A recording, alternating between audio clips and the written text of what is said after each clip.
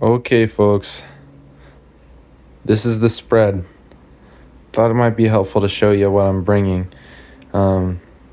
This looks a little disorganized because it is, but I guarantee it, almost everything I need is here.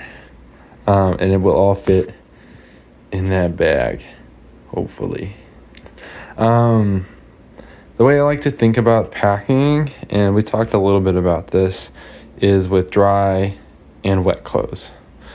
Wet clothes are clothes that you wear while you're hiking, and dry clothes are clothes that you wear while you're in camp.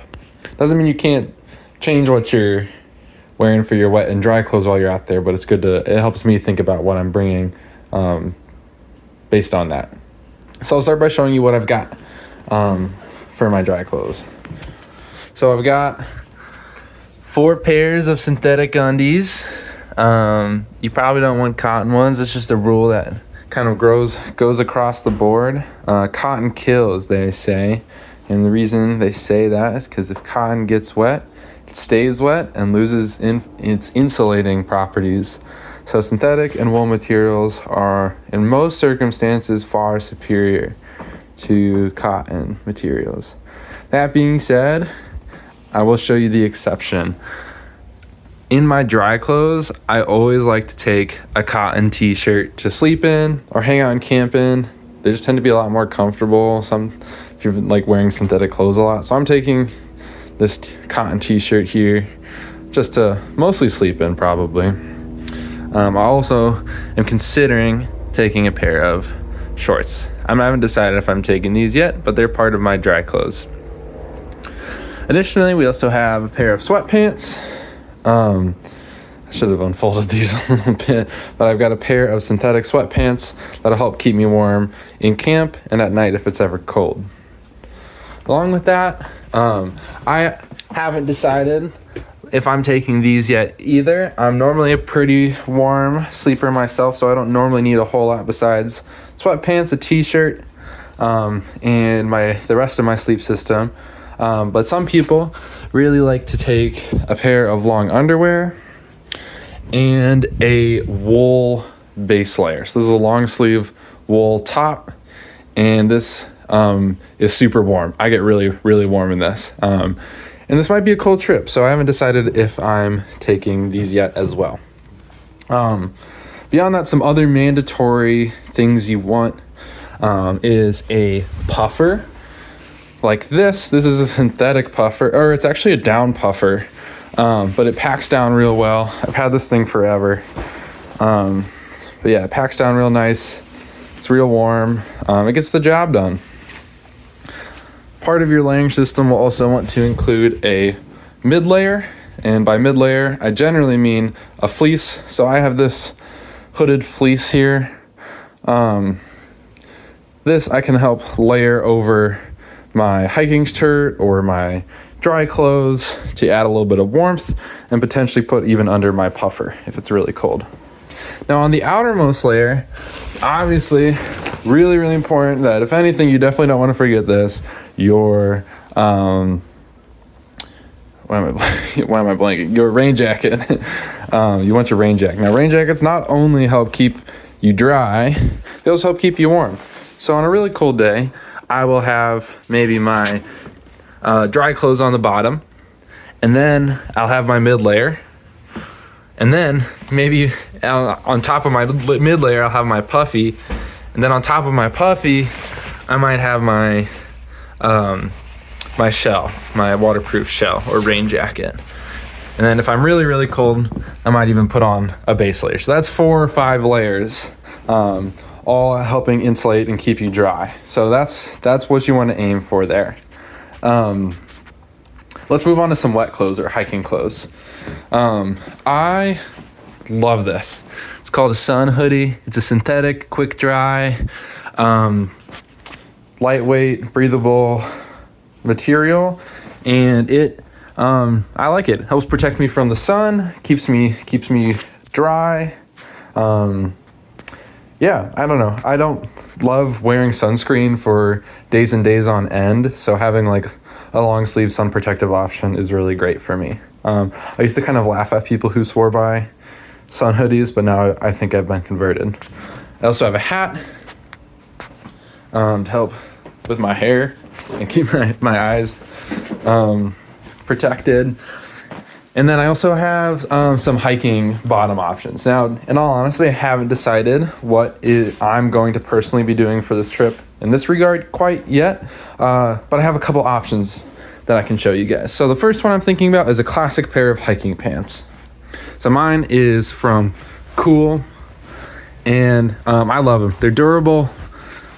They're a little heavier than normal hiking pants, but they're water resistant, and they've held up pretty well, except until the most recent trip I've gone on, and now I have a little bit of a hole in the butt, so I might have to repair that before we go. But other than that, I really like them. Definitely recommend their pants. The other thing I'm considering is hiking in shorts. I have Patagonia baggies, and then layering that with this pair of like wind / hiking pant setup I got going on,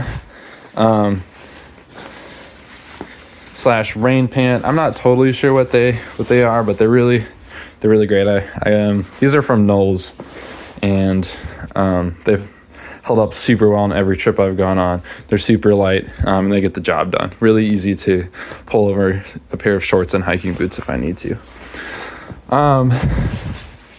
Moving on.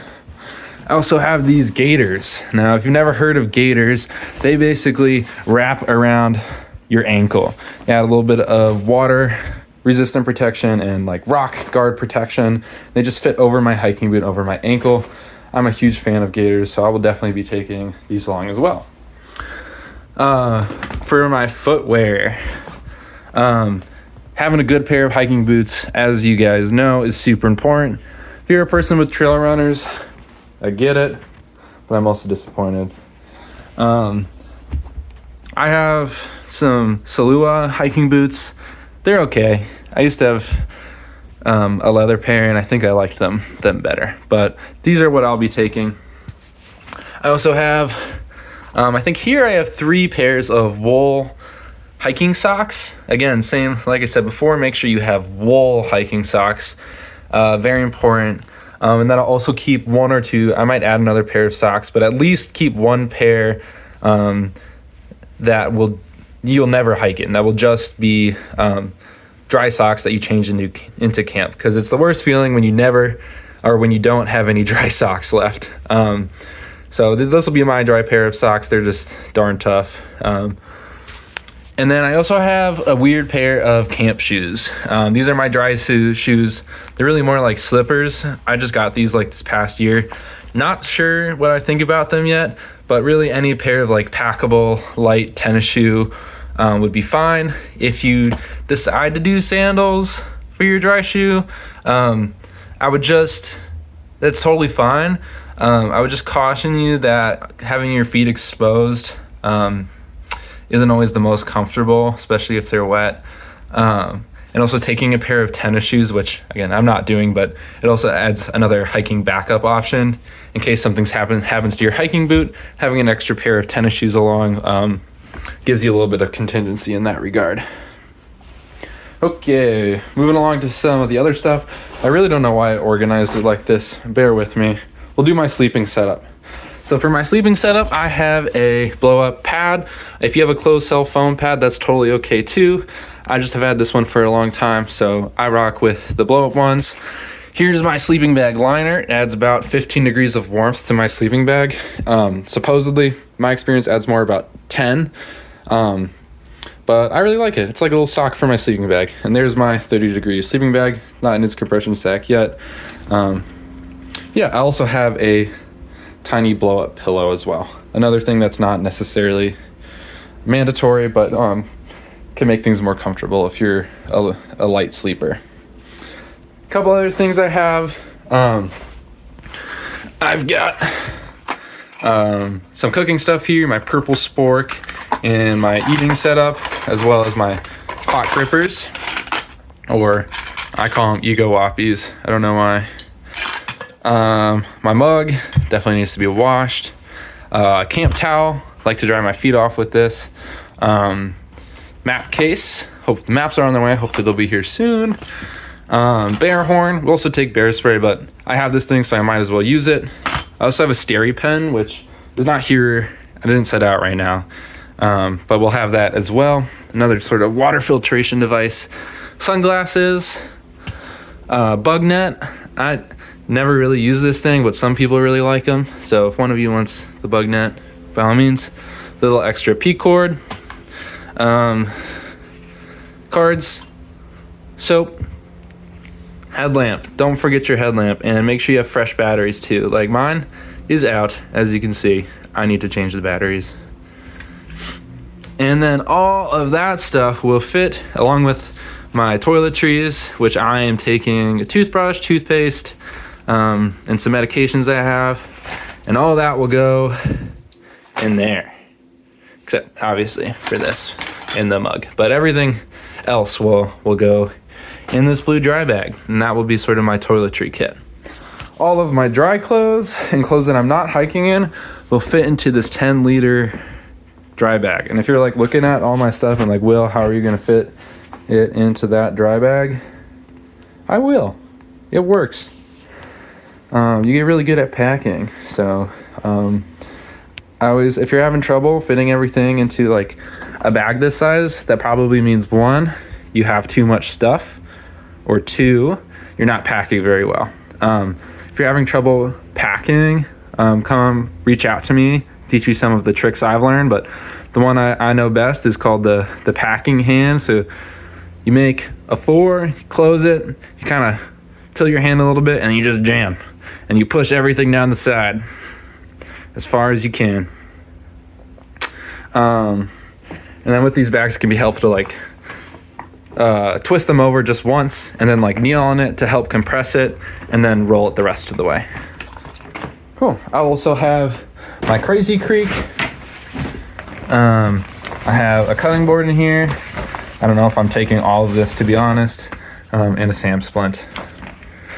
I think that's everything. I am surely forgetting something. Ooh, I am forgetting something.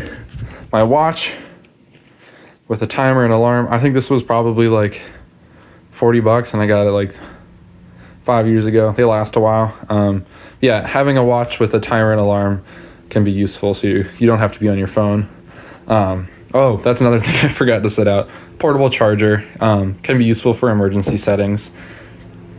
And yeah, oh, one more thing too. Bring a book. I think I will probably be reading Kafka on my trip, but it's always fun if everyone brings a book, and then you can do like a book swap once someone else finishes a book. So yeah, bring a book if you're a reader. I think that's it. Let me know if you have any questions, and don't judge the disorganized state of my room.